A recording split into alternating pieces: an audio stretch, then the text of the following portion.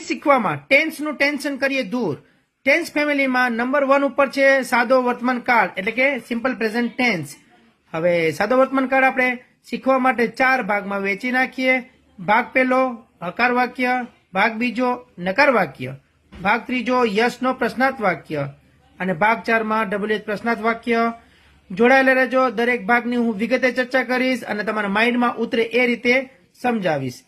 ભાગ પહેલો આપણે શરૂઆત કરીએ તો ભાગ પહેલામાં હકાર વાક્ય જોવા જઈએ એ પહેલા તમને યાદ હોવી જોઈએ વાક્ય રચના જે લાસ્ટ વિડીયોમાં મેં તમને આપી જ છે. છતાં જોઈ લો. કર્તા, ક્રિયાપદ અને કર્મ.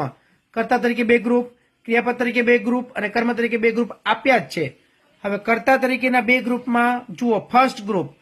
ફર્સ્ટ ગ્રુપમાં આઈ, વી, યુ અને ધે આ 4 સર્વનામ છે. સેકન્ડ ગ્રુપમાં હી, સી, ઇટ આ 3 સર્વનામ છે અને ચોથું છે નામ.